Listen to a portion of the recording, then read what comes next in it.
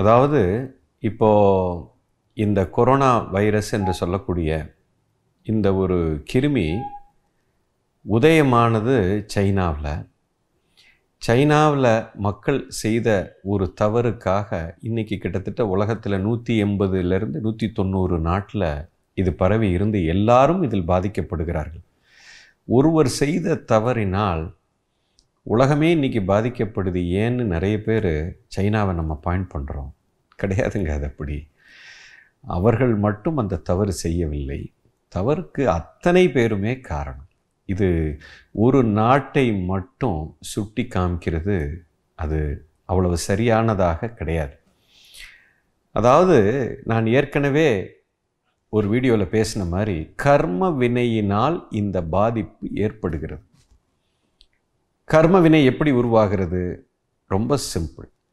இயற்கைக்கு எதிராக ஒரு மனிதன் செல்லும் பொழுது when you lose the harmony, அதாவது இயற்கையின் சுழற்சிக்கு ஒத்திசைவாக இல்லாமல் அதை பாதிப்பு ஏற்படுத்தக்கூடிய ஒருவன் கர்ம வினைக்கு ஆளாகப்படுகிறான்.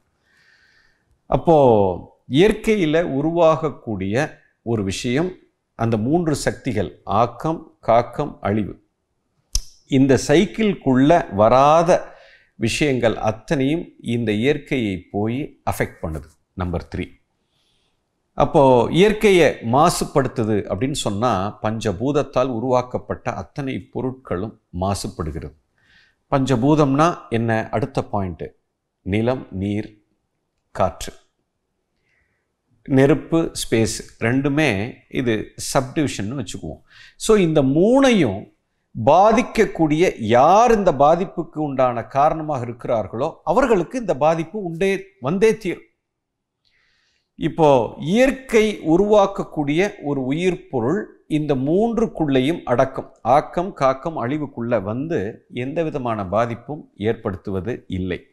செயற்கையாக நாம் உருவாக்கக்கூடிய பயன்படுத்தக்கூடிய அத்தனை பொருட்களும் இதனால் இந்த பூமி தாய் பாதிக்கப்படுகிறாள், காற்று மண்டலம் பாதிக்கப்படுகிறது. இது உற்பத்தி ஆகக்கூடிய இடம் பார்த்தீங்கன்னா 90%, 80லேருந்து 90% இது சைனாவிலேருந்து மேனுஃபேக்சர் ஆகுது, ஒத்துக்கிறேன். பட் அதை பயன்படுத்துகிறோம் இல்லையா? நீ பயன்படுத்துறதுனால தானே ஒருத்தன் உற்பத்தி செய்கிறான். அவரை மட்டும் நீங்கள் குறை கூற முடியாதல்லவா? இன்றைக்கி நான் ஒரு மொபைல் ஃபோனை பயன்படுத்துகிறேன், 5G டெக்னாலஜி உங்களுக்கு வேணுங்கிறீங்க. இதனால் ஏற்படக்கூடிய ரேடியேஷன் பார்த்திங்கன்னா இந்த பூமியில் மிகப்பெரிய ஒரு பாதிப்பை ஏற்படுத்துகிறது. அத்தனை உயிரினங்களும் அழிக்கப்படுகிறது. இந்த பூமி ஒரு மிகப்பெரிய ஒரு கதிர்வீச்சுக்கு உள்ளாகிறது. அப்போ உயிர் பொருள் அத்தனையும் பாதிக்கப்படுகிறது. அப்போ இதை உற்பத்தி செய்கிற ஒரு மனிதனுக்குத்தான், அவனால தான் இது வருது அப்படின்னு சொல்வது மிக தவறு. அதை பயன்படுத்தக்கூடிய நானும் அதற்கு ஊர்துணையாக இருக்கிறேன். அப்போ எனக்கும் அந்த கர்ம வினை பதிவாகியே தீரும்.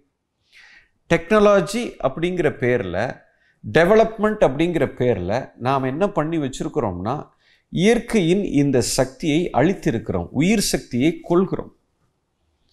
அப்போ அதுக்கு காரணமாக இருக்கக்கூடிய ஒவ்வொருத்தனுக்கும் இந்த பாதிப்பு வந்தே தீரும். அது ஆரம்பித்தது வேணால் அங்கே இருக்கலாம், பட் அதுக்கு உண்டான பலனை நான் உருவாக்கிய இந்த கர்ம வினைக்கு நான் பதில் கூறியே ஆக வேண்டும். அப்படின்னா எல்லா சாஃபஸ்டிகேஷனையும் நிறுத்த சொல்கிறீங்களா குருஜி? நிறுத்த சொல்லலை, கவனித்து பாருங்கன்றேன், விழிப்பாகுங்கன்னு சொல்கிறேன். அதாவது ஒரே நாளில் நீங்கள் இவ்வளோ வளர்ச்சியை பார்த்து அதில் ஒரு சாஃபஸ்டிகேஷனுக்குள்ளே வந்துட்டீங்க. இயற்கைக்கு எதிராக நிறைய டெவலப்மெண்ட்டுங்கிற பேரில் நிறைய தவறுகளை நாம் செய்து விட்டோம். பட் இப்போ ஒரே நாளில் இதை நிறுத்து அப்படின்னு சொல்ல முடியாது, நிறுத்த முடியாது. ஏன்னா மூச்சு திணறி செத்து போயிடுவீங்க. ஆனால் இதை கொஞ்சம் விழிப்பாகி இதை கம்ப்ளீட்டாக நம்ம குறைக்க முடியும். தேவையற்ற விஷயங்களை நாம் அகற்ற முடியும். அத்தியாவசிய தேவைக்குள்ள நாம் வர முடியும். எது எனக்கு ரொம்ப தேவையாக இருக்கிறது, எது நான் மிகப்பெரிய பாதிப்புக்குள்ளாக்குறேன் அப்படிங்கிறத பிரித்து பார்த்து ஒரு 6 மாதத்துக்கு மொபைலை மாற்றிக்கிட்டு இருக்கிறோம். எவ்ரி இயர் கம்ப்யூட்டர் மாற்றுறோம். P1, P2, P3, P4ன்னு ப்ராசஸர் கூடிக்கிட்டே போகுது. ஆனால் அதோட பயன்பாடு பார்த்திங்கன்னா ரொம்ப குறைவாகத்தான் இருக்குது. 99.9% ஆஃப் தி பீப்புள் நாம் பயன்படுத்தக்கூடிய இந்த எலக்ட்ரானிக் கேட்ஜெட்ஸ், இந்த சோ கால்டு ரேடியேஷனை உருவாக்கக்கூடிய அத்தனை விஷயங்களும் பார்த்தீங்கன்னா நீங்கள் புதுசாக மாற்றிக்கிட்டே போகிறீங்க. இந்த பழைய கேட்ஜெட்டை தூக்கி போட்டுட்டு புது கேட்ஜெட்டுக்கு போகிறீங்களே, நான் கேட்குறேன், அந்த பழைய கேட்ஜெட்டை எங்கே கொண்டு போட்டீங்க? அது என்ன நடந்துச்சு? அது எங்கே போய் உட்காருது?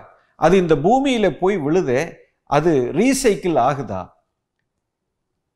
இயற்கையில் உருவாக்கக்கூடிய ஒரு பொருள் இந்த 3 சக்திகளுக்கு உட்பட்டு இயங்குதே. செயற்கையாக நான் உருவாக்கிய ஒரு பொருள் இன்னைக்கு எங்கே போய் மாசுபட்டு கிடக்குது? இதுக்கு நான் காரணமாக இருக்கிறேன்னு சொன்னால் அந்த பாதிப்புக்கு நீ பதில் கூறியே தீர வேண்டும்.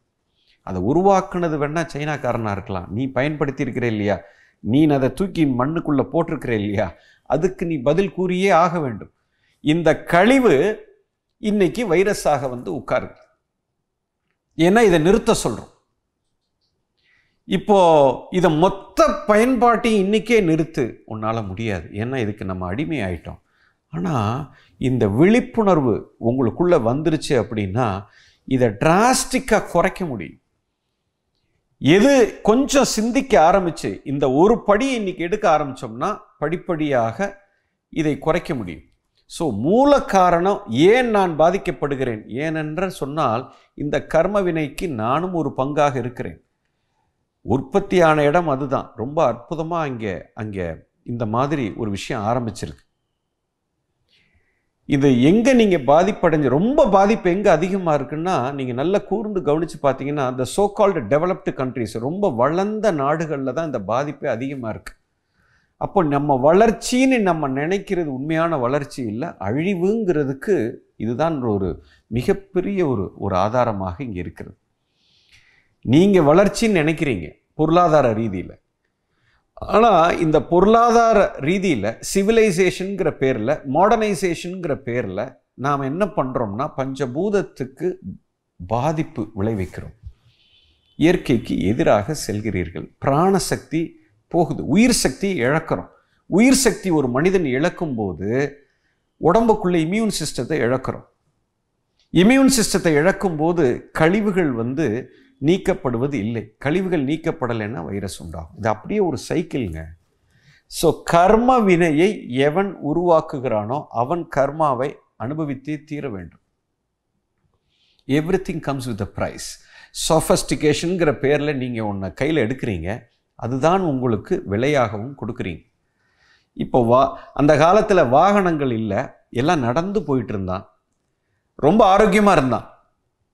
இன்னைக்கு வாகனங்கள் வந்து விட்டது, நடப்பதில்லை, ஃபிசிக்கல் ஆக்டிவிட்டி குறைந்து விட்டது. அப்போ மண் சக்தி, மண் குற்றம் ஏற்படுகிறது உடம்புக்குள்ளே. ஏன்னா சாப்பாடு உள்ளே போடுறீங்க, அதுக்கேற்ற ஃபிசிக்கல் ஆக்டிவிட்டி இல்லைன்னா உடம்புல மண் குற்றம் ஏற்படுகிறது. இப்போ என்ன பண்ணுறீங்க, வாகனத்தில் போயிட்டு இந்த உடம்புக்கு வேலை கொடுக்காதனால உடம்புல மண் குற்றம் ஏற்பட்டதுனால இப்போ ஜிம்முக்கு போகிறீங்க, அங்கே போய் ட்ரெட்மில்லில் சும்மா வீட்டுக்குள்ளேயே நடந்துக்கிட்டு இருக்கிறீங்க. எதற்கு? இப்போ இந்த வாகனத்தை உருவாக்கி இது வந்து இயற்கையில் ஒரு மிகப்பெரிய பொல்யூஷனை கிரியேட் பண்ணி இப்போது இந்த காற்று மண்டலத்தை பாதிப்படைய வச்சு இந்த உடம்புக்கு தேவையான மண் குற்றத்தை ஏற்படுத்தி இது எல்லாத்தையும் ஒரு பக்கம் சாஃபிஸ்டிகேஷனுங்கிற பேரில் உருவாக்கிட்டோம். இன்னொரு பக்கம் உங்களுக்கு உடம்புல பாதிப்பை கொடுத்து இப்போ டாக்டர் என்ன சொல்கிறாரு, டெய்லி நீ வந்து 1 மணி நேரம் நடக்கணுண்டாங்கிறார். ஒரு பக்கம் இதை உருவாக்கிட்டோம், ஒரு பக்கம் உன்னைய திருப்பி அடித்து திரும்ப உன்னை நடக்க சொல்லுது. பாருங்கள் எங்கே பிடிச்சி உங்களை தள்ளுது பாருங்கள். டெய்லி வாக்கிங் போ, டெய்லி இதை பண்ணு, டெய்லி உபவாசம் இரு, இதை செய்யாத. ஏன்னா ஒரு பக்கம் நாம் உன்னை இயற்கைக்கு எதிரான செயலை உருவாக்கும் போது இந்த உடல் பாதிக்கப்படுகிறது, செல் பாதிக்கப்படுகிறது. ஸோ இதுக்கு மூல காரணம் ப்ரொடக்ஷன் ஒரு பக்கம் இருந்தாலும் அதை பயன்பாட்டுக்கு உட்படுத்தப்பட்ட அத்தனை பேருக்கும் அது பதில் கூறியே தீர வேண்டும். அதனால தான் அத்தனை இடத்துலையும் இந்த பாதிப்பு ஏற்பட்டு இருக்கிறது. ஸோ இது சரியாகத்தான் போகிறது. எனக்கு ஒன்றும் இதில் ஒன்றும் வித்தியாசமாக பார்ப்பதற்கு ஒன்றும் இல்லை.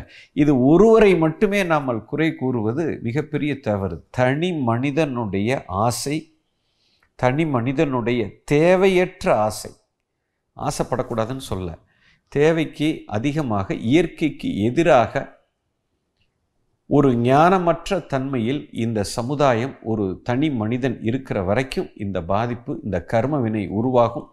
அந்த கர்ம வினையினால் வரக்கூடியது தான் அதை சமன் செய்வதற்காகத்தான் இப்போவும் வந்திருக்குது. இப்போ எல்லாத்தையும் பிடிச்சி நிறுத்திடுச்சு இல்லையா, எங்கேயும் போகாதேன்னு சொல்லுது, ப்ரொடக்ஷன் எல்லாம் ஸ்டாப்பு, ஆல் இண்டஸ்ட்ரியலைசேஷன் ஸ்டாப் ஆகிடுச்சு. இப்போ பாருங்கள் எல்லாம் சரியாயிட்டு வருது. இன்றைக்கி வரக்கூடிய ரிசல்ட் பார்த்திங்கன்னா எல்லாமே சரியாயிட்டு வருது. காரணம் என்ன காரணம்னு கேட்டால், இதை எல்லாத்தையும் நிறுத்தினதுனால இப்போது இயற்கைக்கு எதிராக நடத்தப்பட்ட அத்தனையும் இப்போது நிறுத்தி வைக்கப்பட்டிருக்கு. நிறுத்தின அடுத்த கணமே எல்லாம் மாறத் தொடங்கும், பிராணசக்தி வரத் தொடங்கும். ஸோ இந்த பாதிப்புக்கு நாமளும் ஒவ்வொரு தனி மனிதனும் இதற்கு பதில் கூறியே தீர வேண்டும். இண்டிவிஜுவலாக ஒவ்வொருத்தரும் இதை சிந்திக்க ஆரம்பித்தோம் சொன்னால் அவங்க உற்பத்தி செய்வதை நிறுத்தி விடுவார்கள், அட்லீஸ்ட் குறைத்து விடுவார்கள். You understand? So everybody has contributed to this, not only China. So ஒரு நாட்டை மட்டும் நம்ம குறை கூறுவது அவ்வளோ நியாயமாக எனக்கு படவில்லை. தனி மனிதன் செய்த தவறுனால தான் காரணம். இது ஒரு கவர்மெண்ட்டோ இல்லை ஒரு தனி நாடையோ நாம் குறை கூறுவது மிகப்பெரிய தவறு.